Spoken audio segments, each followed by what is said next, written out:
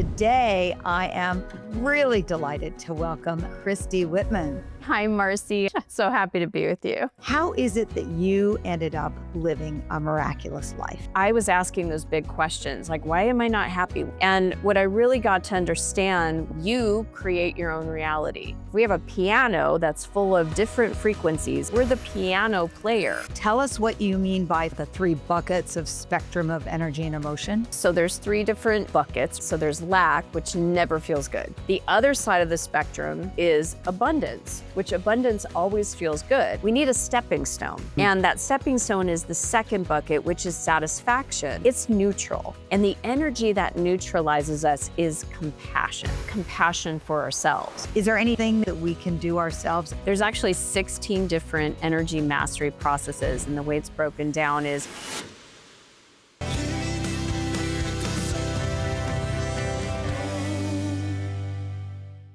you are not meant to struggle. You are meant to live in the miracle zone. I'm Marci Shimoff. I'm a #1 New York Times bestselling author and the founder of Your Year of Miracles. And after decades of exploring the true source of happiness and success, I have found one thing. When you align with the energy of miracles, life flows with joy and grace. So welcome to Living in the Miracle Zone. And today I am really delighted to welcome a dear old friend and colleague of mine, the beautiful, the light-filled Christy Whitman. So hi, Christy. hi, Marci. I love you so much. Oh, So I happy to be love with you. you. I'm so excited to have you here. And I'm so excited to talk about what we're going to talk about today, which is flow. And it's all about living in the miracle zone with and flow. So let me tell everyone a little bit about you. Christy Whitman is a 2-time New York Times bestselling author. She's been a transformational leader for the last 25 years. She is masterful in teaching people how to manifest and create their having it all life through the deliberate application of the universal laws.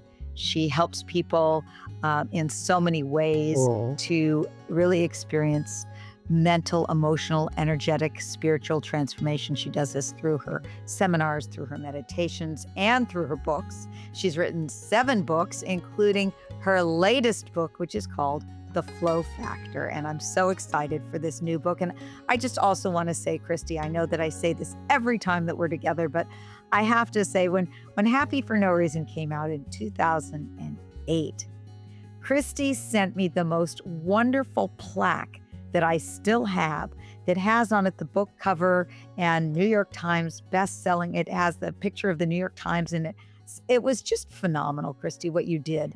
And you're such a wonderfully supportive person. I know you to be absolutely committed to helping people live their most miraculous lives, their lives most in the flow. And so I'm always delighted when I get to talk with you. And so I want to start by just asking you, how is it that you ended up living a miraculous life?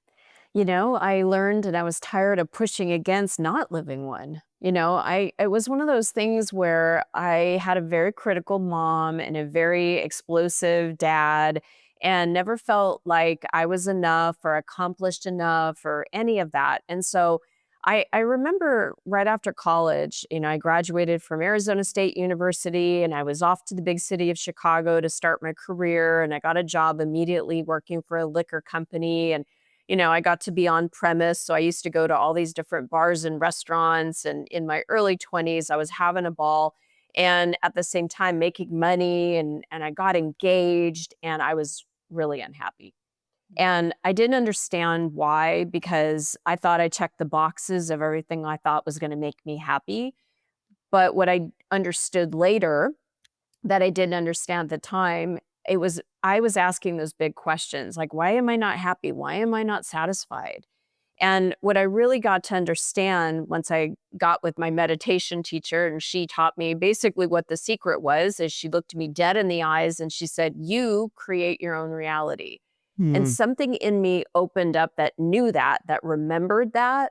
But my human part went, how? How do I create my own reality? And she said, well, by your thoughts, you're either attracting things from to you or repelling things from you based on the way you think.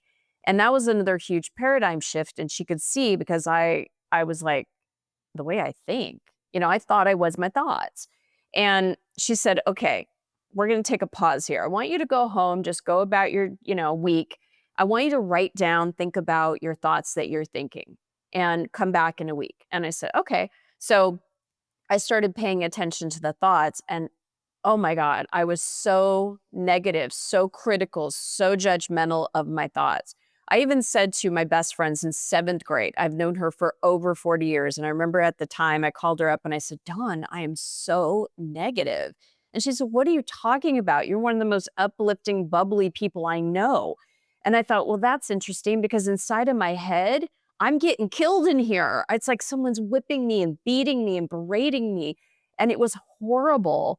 And so that's where I started off in really understanding like, what are these thoughts and where are they coming from? And this is where I learned that there's a difference between having a lack mentality, a scarcity mentality, and having an abundant mentality. And how do I get from there to over there? How do I shift? And that became my quest. And at the time, it was the beginning of the internet. Secret wasn't out yet. I didn't have access to friends and teachers like this. And so it was like I was literally attracting teachers. Terry Cole Whitaker would speak at like a religious science church, and I was just all in learning about universal laws. And one thought by one thought, one shift of emotions, one perspective, I started to change. And as I did, I started seeing my life change.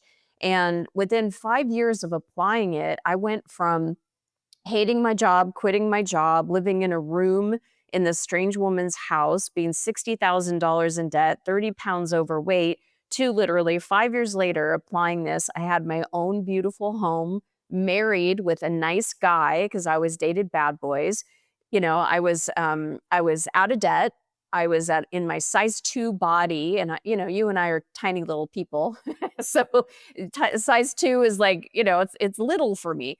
And I had a great career making great money. And I remember pausing, going, wow, I've created everything I wanted in just even, it was under 5 years, but it was like I literally created having it all by shifting my mindset, by shifting my perspectives and the words that I used and how I felt from lack into abundance. And that's the biggest thing I've done. And then I continue to do that. And at that point, that's when I wrote my first book. It literally downloaded through me. And I went and started speaking in bookstores and churches, and people were saying, "Coach me. I want to learn this." And I started, telling them, "I'm not a coach. Call me on the phone." And I did, and then they started shifting and changing, and my passion and my purpose, like, totally birthed by helping others. And I was like, I want to do this full time. So it's been 25 years. Christy, thank you for sharing that story because I know so many people can relate to that idea of, what's going on inside their head is not it's not a nice place. And Yeah. it's and even if you seem bubbly on the outside, it's what's going on inside that really is what's determining your life. And I love your story. It's so parallel in so many ways to my own story. And so this idea of living in the flow. We all it started off in the zone. It was in the sports world. It was athletes would talk about being in the zone.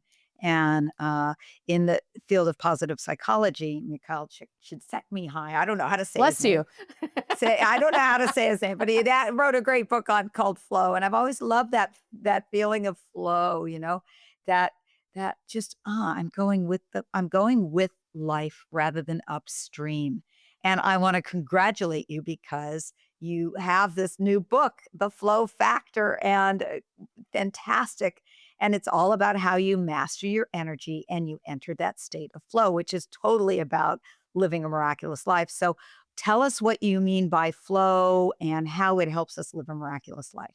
Yeah, so flow is, I mean, first we have to go back to the premise that everything is energy, right? Mhm. And so all energy is positive, and all energy is positive, and it carries vibrations that go out into the universe. Look who I'm talking to, right? Miss Secret. That energy goes out and attracts things to you, right? Well, that energy is positive until it comes into a human experience, right? Because we, as the human, have free will and choice. And the minute we observe or focus on something or call something into being, we're either opening up to it and it stays positive. We're allowing that beautiful creativity, that abundance, that success. Everything that feels good is flow. Or we go into where I was before, not me. How can I do that? I'm too old. I'm too young. Nobody's ever done that. I don't know how to do it. So the doubt, the worry, the fear that, oh, I'll be disappointed again. I don't want to be disappointed. So the minute our human perspective, we blend or match with that flow, we then experience the flow.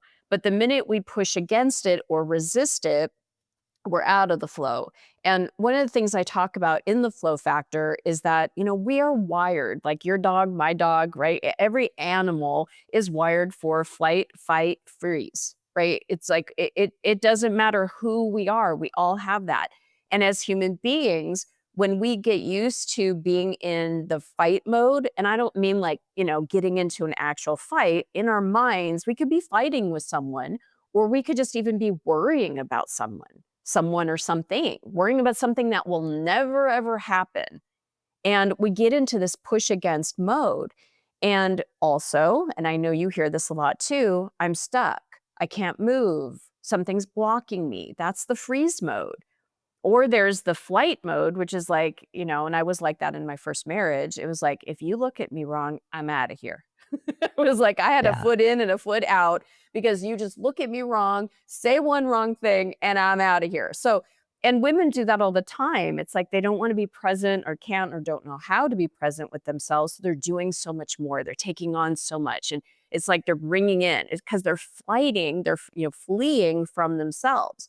So we constantly do this. And because, I channel the council are ascended masters who I bring through the message. And Marci, you obviously have had Yes. time with the council, and they're just fabulous. And they have a much different, higher perspective. And so because they work with clients and they, can see holographically, they can see beyond how we can see, they came up with and noticed that the back of our head, which is really where the animalistic part of our brain is, if we've learned how to, and we do, all of us do all of them, if we are more apt to fight than we are freeze, or if we're more apt to flee than we are freeze, all of us do all of them, but we learn these responses. They're survival techniques or, things that we do, but the energy gets caught at the back of our head and neck. And what's here? Our intuition, our seventh chakra, where we can connect spiritually, where we can get into the prefrontal cortex and be able to see and envision and imagine. So that energy, if we feel an emotion, it goes into our gut and then it crawls up. It happens so fast, but then it goes here and then we're reactive. We get So it goes to fear. the back of the head, which is the reactive place, rather than the prefrontal cortex in the third eye area, which is, or the brain area, which is the proactive place where we can create rather than just react. Exactly. So once we can release this, and there's processes in the book how to do that, once we release this, now we can get into the flow. Because instead of pushing against something that we don't want or having something contrasting, which is something we don't want, we can then see a higher perspective. We now can say, okay, what's the solution to this? This is going to work out. What are my options? What are my choices? Rather than being reactive or, oh no, going into that. So the biggest thing from that reactive point is that we go into a judgment of this is bad. And the Mm. minute we go into this is bad, our whole entire system is in lack. And once we're in lack, many times we stay stuck there. So is this what you talk about when you talk about the three buckets of spectrum of energy and emotion? Yes, so there's 3 different, think of it as buckets or spectrums, right? So there's lack, which never feels good.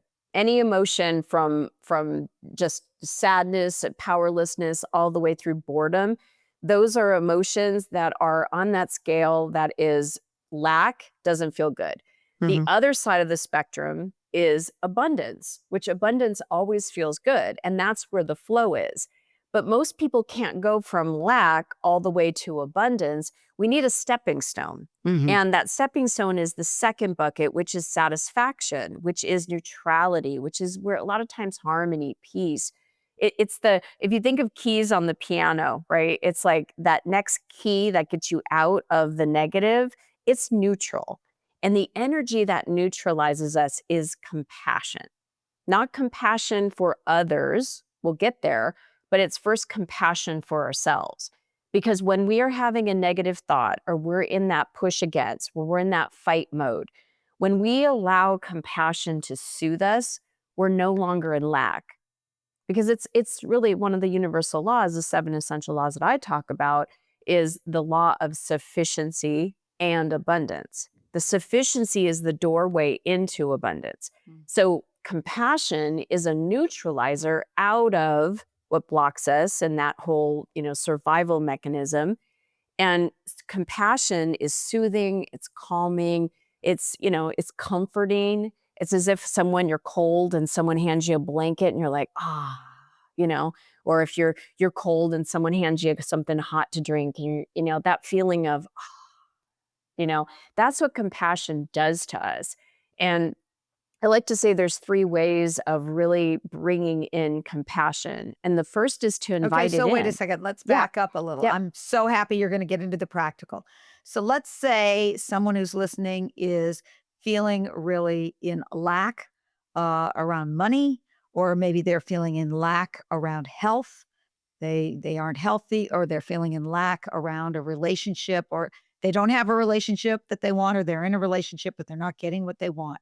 So if they're in that lack bucket, so their job is to get to that middle bucket, that satisfaction bucket first. So tell us how in any of those cases we can move from that, feeling of lack to this state of sufficiency. Perfect. So understand that before I even go there, we have the control. Like nobody else. It's not about somebody else changing or something else changing, or it's not about getting more money or having the person we think it is, but it's all within us through the words that we choose to say, through the thoughts that we think, through the perspectives and the images that we're holding, through the feelings and emotions and the actions that we take. So sometimes it's even just a thought of, uh-oh, I don't have enough money, time, whatever it is, right? I don't have enough. Oh my God, I never have enough. That thought alone, if we can bring compassion to ourselves for having that thought, for having that experience of what that thought did to our body and the emotions that came from that thought, we're neutralizing ourselves. So I'm really breaking this down at a very, very practical level because it's not like a big, thing. It could be just a thought of, uh-oh, I don't have enough money. Oh my God, what if I don't have enough money in the future? Right? So how do you have compassion for yourself? So compassion, you do it 3 ways. First of all is invite the energy in, right? So just the intention of feeling that soothing energy. And you were asking me earlier, what is flow? First of all, we're not just a human being, right? We have life living through us. Each of us has our souls with us. It's not like we are ever without our souls. We think sometimes we are, we're not connected, but our souls are this huge vortex of energy. It's 5 feet above us, 5 feet below, 5 feet in front, behind, all around. Our soul is with us always. It's our life force. And so that soul, our soul, vibrates at compassion or higher. It never goes into boredom or anything below. So just by in tuning to that energy field that is with us, that alone is soothing. Just the thought of that. It's like my soul is with me right now. It's like, you know, that in inviting in us as the human focusing on that feeling of Well, our soul. and the reality is we are the soul. Yes. It's not that we have that, it's we are that. Yes.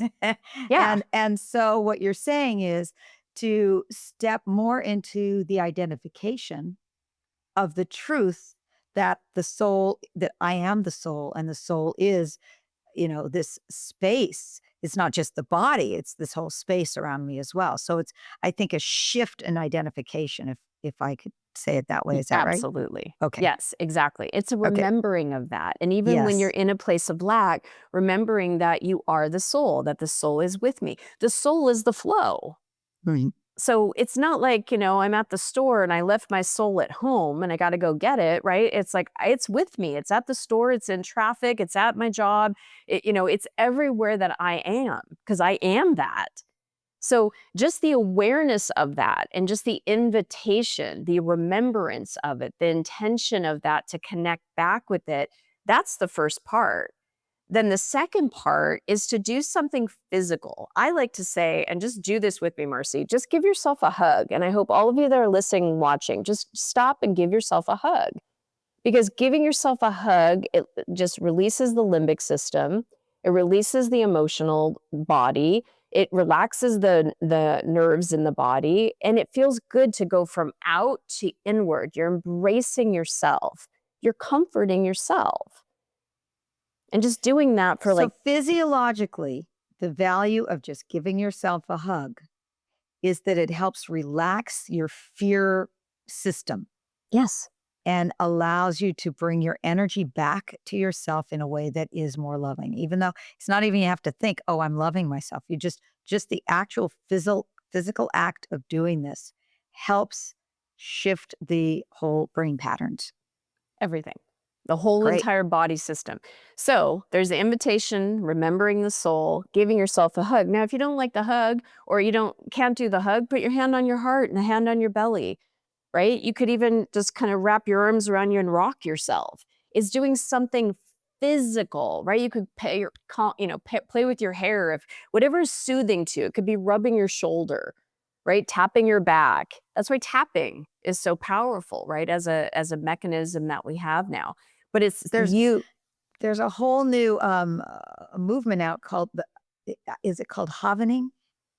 Oh, It it's where you actually are doing stroking yourself or doing a little hug kind of thing that does help relax the whole system.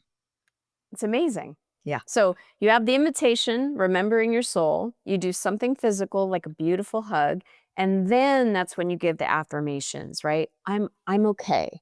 You're going to be all right. You always end up paying the money. You always end up attracting the money. Things will be okay. There's someone out there for you.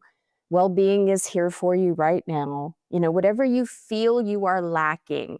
The beauty thing about this universe that we're in this quantum field, if there's evidence of lack, there is also evidence and there's potentiality for the abundance, for the fulfillment of it.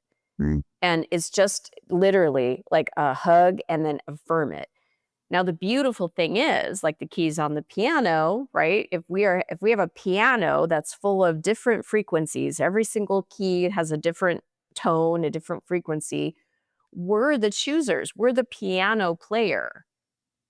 Once we're in neutral, and it's like, okay, you're all right. Now, what do I want? What do I want? That gets the mental body thinking about, what do I want? Now you're out of the survival mode and you're into like, okay, what can I imagine here? So wait a second. Let's so those 3 steps of recognizing I am the soul, bringing it somehow doing something with the physical body, and then the affirmation of I'm going to be okay. That brings you to the neutrality. Yes. And then to get from neutrality to the 3rd bucket, that bucket of abundance, is that what you're telling us now? Yes. Okay, great. Because flow happens again at neutrality. Once we're in neutral, now I can get back into flow. But do we really want to stay neutral? Mhm. Right? We want to amp up our energy. We want to feel better. There's higher energies such as joy, happiness, right? Passion, purpose, freedom. We want to rev that up because that's where our aliveness comes in, right? Yes, So absolutely. so So, once I we're mean, out of that's where the juice is for the miracle zone. That is where the juice of joy, as you said, of it's not just okay, everything's okay. Now it's like, things are really in that delicious kind of feeling of flow. So yes, all take us things are there. all things are possible, right? There's pure Yes. potentiality of this. So once you're in neutral and you want to rev up your energy, now we have 4 bodies, right? We have our mental body, our emotional body, our physical body, and our energy body. And they all affect each other. So the minute you ask yourself, okay, what do I want? You get your mental body focused on what you want, not what you don't want, right? When you're focused on what you want, you feel good. So the mental body is now going there. The second question you ask yourself is, why do I want that? Because a lot of times we don't know why we want something, because I was told to, because I think so. And when you really ask yourself, why do I want that? You're going to also now bring your emotional body towards what you want. So you got your mental body and your emotional body focused on what you want, which feels good. And then what happens is it affects the physical body, right? And you've got all 3 of those bodies. What's happening now is you're sending out those waves, you're sending out those vibrations. So now all 4 bodies are in alignment, in flow. And because we are the creator of our life experience, we get to decide what it is we want, why we want it, and how do we want to feel. So asking yourself those 3 questions: what do I want? Why do I want it? How do I want to feel? Once you're aware of how you want to feel, choose to feel it. Feel the feeling of it. Imagine what it feels like. And even, with the whole experience of you are your soul and that you are the flow and that the flow and energy is available to us, the I am, right? The I am is the soul. It is the universe. It's the life force that is breathing me and digesting my food and growing my hair and my nails. It's what is living through you. It's the I am. But that's neutral. The I am, until a human being, because it's a combination, it's a connection, right? Until the human being declares something, the two become one and then manifest. So I am success. I am abundant. I am happy. I am joy. That becomes then a vibration that we then live into, and then that manifests in our physical reality. Mm. So this is beautiful. I agree with everything you've said 100%. And I really love how you've broken it down in these particular steps and all. I'd love to hear, if you can, maybe just an example or a story of either you or somebody that you know who has gone from a feeling of lack and used these steps and is living, and how are they living more in flow in maybe a specific area? I'll give one. I've got, I'll do a personal one. I've got many different areas. I mean, I've had my sister commit suicide. I've gone through a divorce. I've been through mounds of debt. One of the biggest times in my life, though, that was one of the most challenging, where I chose to get back into flow, is when my son Maxim was 2 months of age. And we took him to the doctor for a regular checkup. And he told us, do not pass go, get to the hospital immediately. And as we bring him into the hospital, they are like taking his tiny little body and putting, oxygen on him and PICC lines, and this whole swarm of doctors and nurses are around him. And we're like, what is going on? And turns out that he had, uh, his heart wasn't hooked up properly, right? And so it was a miracle. Talk about the miracle zone, right? I tell him he is a miracle, because he had a transposition of the great arteries. And the only reason he was alive at 2 months of age, because most of the time, a good 80% of the cases, if this was the case, and it usually happens with boy babies than girls, but if this is the case, they find it, when they're doing the ultrasound, and then they schedule the surgeries immediately after. It is a very rare percentage that lives a couple of days after and has someone notice it. There had never been a baby on record that had made it a month with having this type of thing. And the only reason is because he had a hole between both of the valves, and the valve that closes typically when a baby is born stayed open. So because of those 2 holes, if you will, he was able to get enough oxygen to live for 2 months. Hmm. And they were telling us that it was, didn't look good. They've never performed this on a baby this late. And I turned to my husband and I said, no, there's no other possibility. I want you to hold the vision with me that he's going to be 13, 14, 15. We're going to go to Disneyland together. He and his brother are going to be wrestling around. We just totally held this vision. And it was like, this is what we want. And I see him being healthy and coming through this. And, exactly everything I'm sharing, it's like I was flowing back into the miracles and the potentiality. We wouldn't let anybody that had negativity or worry energy around him. We would constantly be telling him, you're a miracle, you're a miracle. Even today, he's got a nice big, zipper, and I call it his miracle mark, right? And he is now a almost 15-year-old Wow. boy. He is the star of his soccer team. He's actually up for a competition at Youth Athlete of the Year. He is the coolest, most down to earth, sarcastic, just I mean, the most gorgeous kid. And, he is truly a miracle. And he is a full example of how I didn't go into panic and, oh my God, I had my moments, right? But I had those moments where I gave myself compassion and I chose to focus on what I wanted, why I wanted it, how I wanted to feel. And that is a commitment we made. And he's truly a miracle. Well, first of all, I'm so happy about that, and I see those pictures of you with your kids and how just beautiful your family is, Thank you. but I can't imagine a more challenging circumstance to be doing this in than the example you gave me. I'm not a mother, but I'm certainly can uh, can imagine what it would be like for a parent of a 2-month-old to be facing this kind of really life and death situation. So, how did you move from that fear, which is just so natural and overwhelming, I would imagine, to first that place of neutral? Like, really, what did you do to move to neutral? I processed my fear, and that's what I Mhm, talk a lot about in the flow factor is that when you're already in an emotion, you gotta process it. mhm. And when you're present with the emotion, you're not trying to block it, you're not trying to run from it.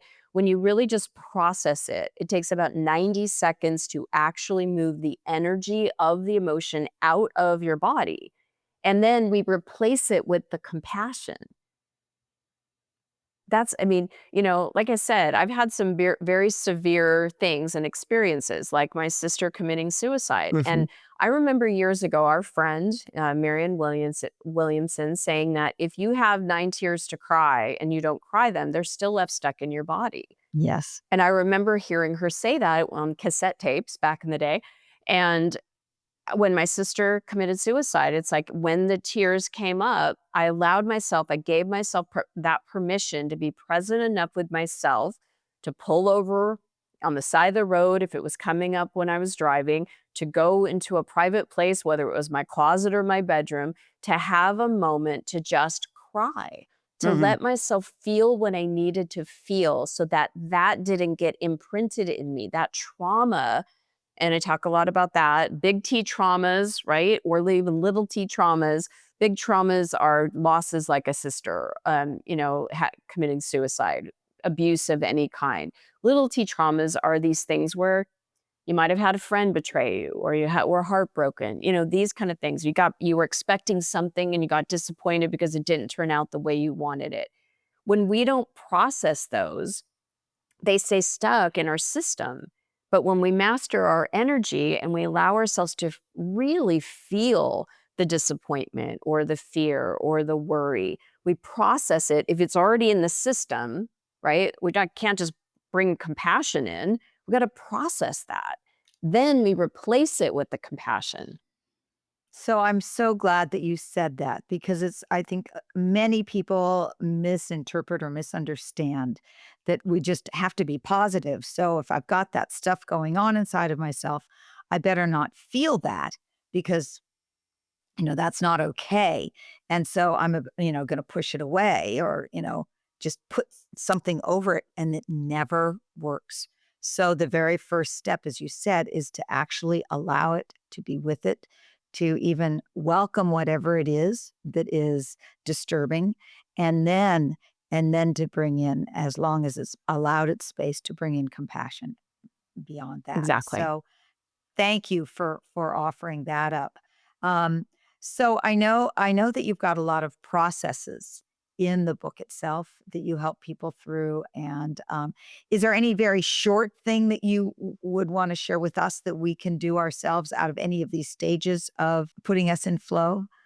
Yes, we already did it. The hugging, hugging Oh, the ourselves. hugging one. That's Yeah, that's right. my crystal just fell. Yeah, that's one of the processes is that, doing something like a somatic touch, right? The three questions: what do you want? Why do you want it? How do you want to feel? There's actually Perfect. 16 different energy mastery processes. And the way it's broken down is if you know that you're thinking a lot about something, there's four processes there for the mind. If you know Mm, that it's emotional thing, there's four processes there for the emotion. One of my favorites for our emotional body is to literally take your hands and put them on your belly because that's where our emotional body is. Like we get that gut, oh, like it was a punch in the gut. So put your hands on your belly and just drop your focus and attention all the way down into your belly. And like you were looking for a pulse or maybe even your heartbeat, our energy carries a pulsation, it carries a wave. And when you can start to feel the energy inside of your belly, sometimes it takes a minute. I like to think of it as like we're a surfer in the ocean waiting for that wave to come, right? When you're patient, you're feeling yourself, this allows you to be present with yourself, and now the energy can release out. And you don't have to name it, you don't have to describe it, you don't need to go into a story. That's all head stuff. Just stay present into the energy that's in your belly. And then once you start to feel that pulsation, just be even more aware of it and more just observe it and just be your experience of it because it might start to get bigger and bigger and bigger. And then it will, like a wave, start to crest and flatten out. But this is how, as far as an emotion is concerned, is feeling and processing that, letting it move through you. And then once it has released, then you invite in the energy, invite in light. Imagine that you have a waterfall of light pouring down through the top of your head, filling you up, going into your emotional body, and just moving the light in there and just notice how you're feeling just by being present with yourself and inviting in that soul light pouring into you because your soul's light is very transmutive and just letting yourself feel that expansiveness. mm. Wow. That's really beautiful. I feel incredible. I mean, I can feel just this pulsation of life and a fullness there. That's wonderful. I've certainly connected with my belly before, but never in that way. And that felt really great.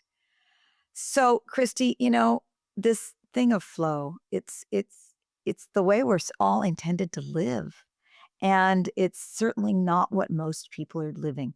You look around you and you go, well, that's not a lot of flow going on out there. Right? And I think that those of us who are drawn to this conversation, who are listening to this conversation, we're the ones that are meant to live in flow. And I'm so happy that you've identified this in the Flow Factor book. And I'm going to let people know how they can get a hold of it. It's just you can go to the flowfactorbook.com. And you can also go to christywhitman.com and find out more about all that you're up to. And I just yay for flow. That is Yes. where life is at. That's where all miracles are, in that state of flow, in that place where we are in the flow of life. So, before we close, do you have any last minute words? You are the flow. You don't have to go get it. You don't have to go prove it. Something doesn't have to change in your life. You just have to align with it because that's who you are. And it's Mm, available to you everywhere at all times. And the more that you learn how to get into it, and when you find yourself, we're all human, right? The minute you find yourself out of it, we all have a thought that takes us off. We all can have a perspective that may take us off, but know that flow is just as easy to connect with as the lack thoughts, and you can get out of it and back into the flow whenever you put your focus and attention on it. mm. So beautiful. And I want to thank you, and I want to thank everybody for being here.